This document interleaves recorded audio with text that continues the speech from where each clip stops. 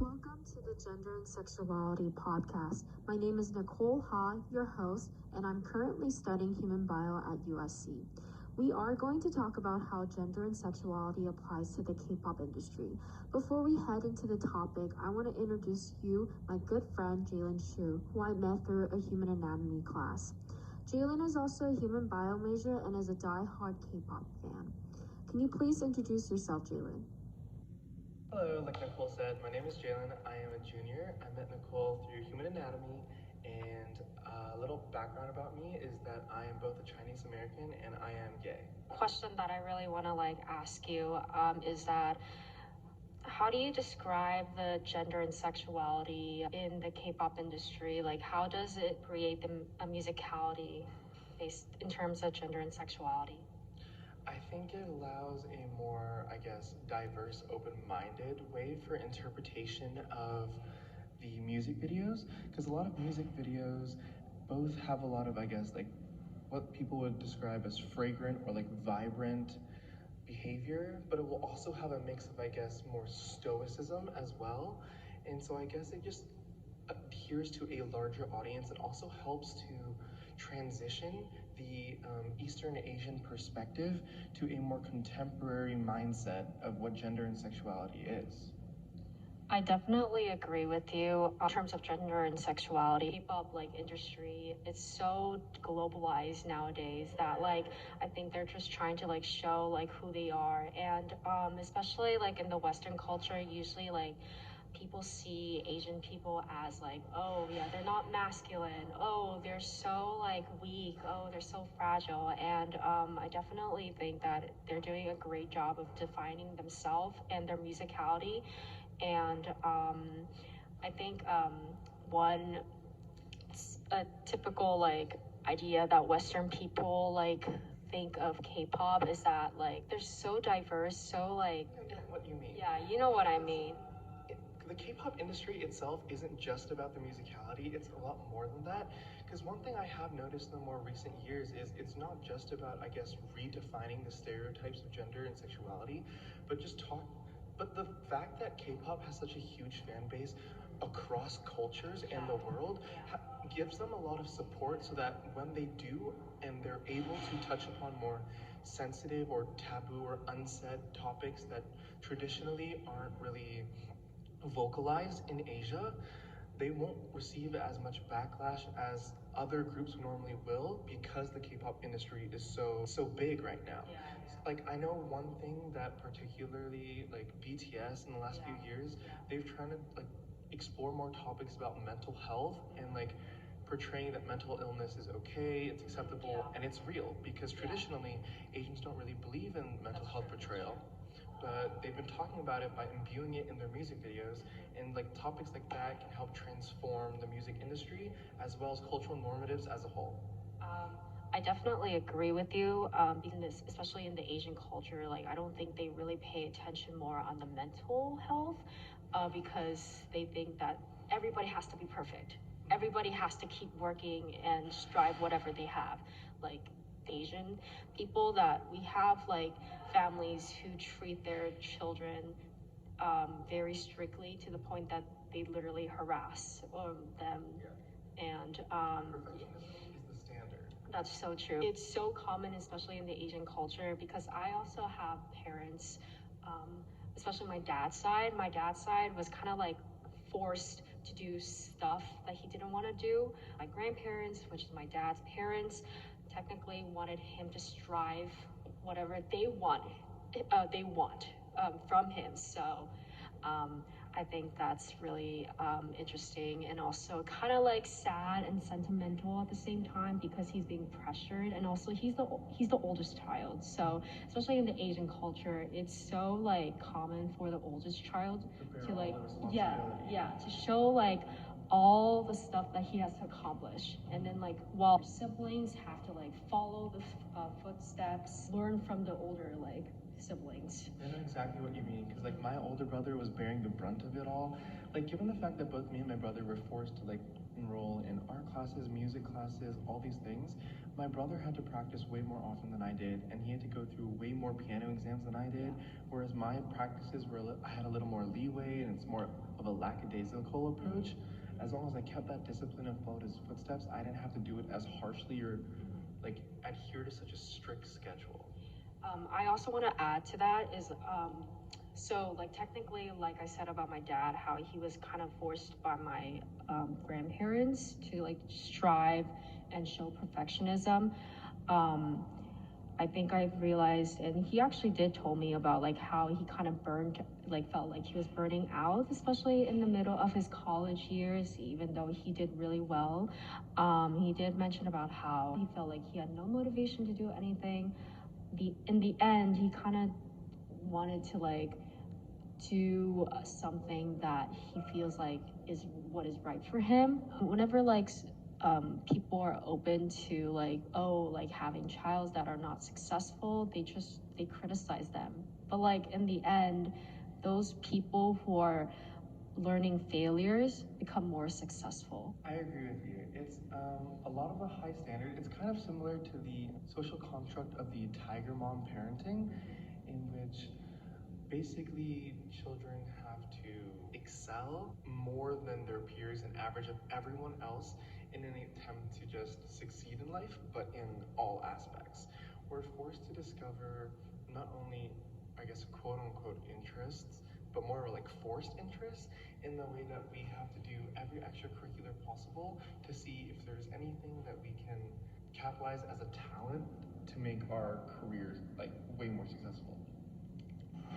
All right, that's everything. Thank you, Jalen, for coming. Thank you for having me. Thank you.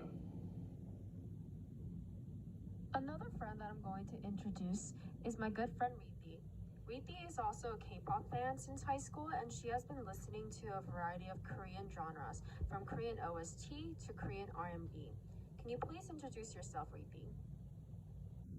Yeah, my name is Reethi Paul, and I'm a third year student at UCSD. My major is Oceanic and Atmospheric Science, and I met Nicole in community college during our first year. And the way that I got into K-pop was it started junior year, like late junior year. I kind of was just bored one day, and I stumbled through some K-pop music videos, and I just listened, and I started to listen to more, and I discovered a lot of different groups and like solo artists. So yeah. The first question is, how would you define masculinity and femininity in terms of gender and sexuality in the K-pop industry? Based off of what I have been listening to, a lot of the male groups have choreo that's more energetic and has a lot more movement than compared to the female groups, which I feel like their choreography is lighter, and I guess what would be described in feminine like terms. It just seems, I guess, more like culturally proper. I don't know how like the word to describe it, but I think like with Western influence now, like some groups are starting to kind of tie into like some like hip hop influences or like R&B based influences. So like I think slowly we're starting to see kind of like the mix. Like for example, like there's this one group called NCT, and a lot of their music recently, like just the way that they dress and the way that they I guess sing, they try to not copy, but yeah, basically copy like certain Western hip hop styles, and like I feel like it doesn't really come off as like as well just because they're trying to be something that they're not, you know?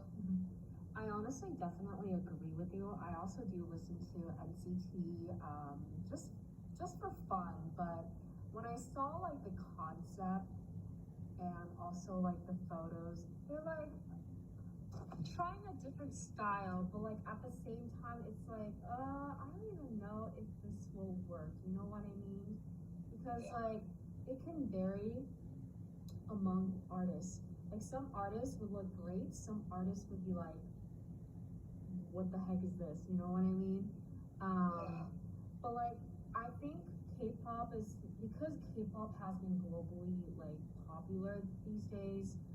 I think K-pop is trying to like most K-pop groups are trying to like try different styles, try to fit in the Western culture as much as they can in order for them to not really like lose their identity in the Western culture.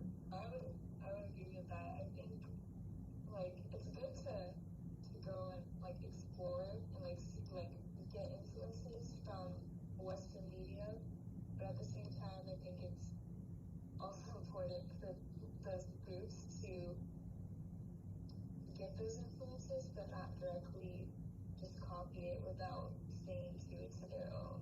I think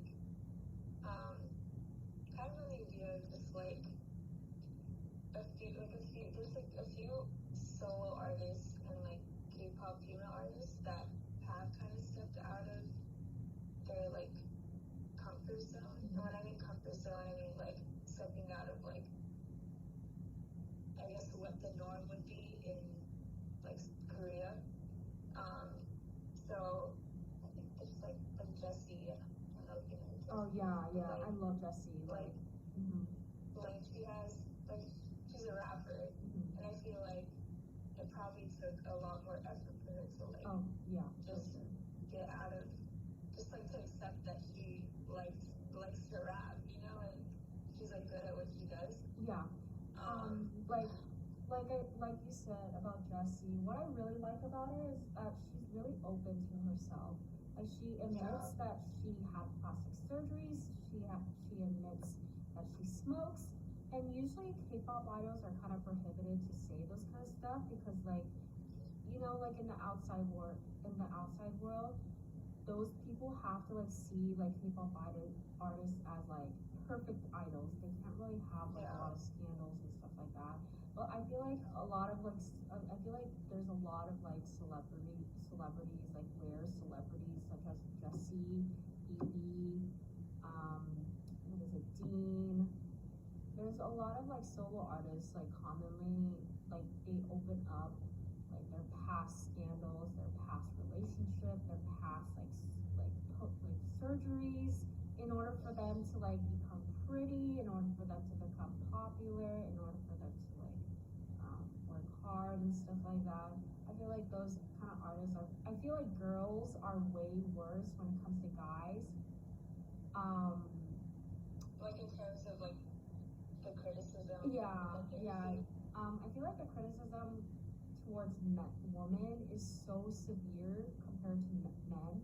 Like I feel like women in general, we experience so much suffering, and because we look so different compared to like men. I feel. Or just like the certain like stereotypes. Or the certain Or just the I guess certain expectations. Yeah. Like that are like. I honestly agree, but I feel like that stereotype that K-pop like idols for like especially for women in general, like that one stereotype that everybody has to follow is being skinny or being like under 100 pounds, which is kind of ridiculous to me. For guys, whenever someone becomes masculine, they get praises, but then whenever women get masculine, they like get criticism. I think what you're saying, if they see like a masculine man, they're like, oh, they're like good looking. But then if they see a masculine woman, the stereotype is that women are usually, you know, skinny, and very like in the K-pop industry. It's like if they were to see the opposite of that, just anything that's not that is like, wait, what? That's not the norm. That's the thing. You know? Yeah. And it's just so it's just like really ridiculous. Yeah, and I feel like similarly, you know, when it like similar to like skin tone, like if someone, for example, if a male had like a tan skin, they would pretty much have like they would get praises from netizens. But then if woman gets tan skin, they get criticized because their skin is tan. It's like a certain stereotype that like people like want their K-pop idols to be. Like they have to be light skinned, they have to be skinny, they have to be like what is it, pretty. Like certain just facial structure. Yeah. Like kind of going back to the Justin topic, but just like another artist or like another group that I think kind of stick to like, I feel like they branch out more or try to get more influences or from Western culture or just like, but they still stick to their own identity. It's like Mamamoo. Like I feel like they're very, like they have their I guess very light songs, but they also have their songs that are energetic and their dance moves are more energetic. And I think it's really cool to see that. That's like why I like them a lot because they're different and they still I can still see that they're like a K-pop group, but they have their own identity and they're not afraid to branch out. Thank you so much for like having the podcast with me. Thank you for having me. This is a lot of fun.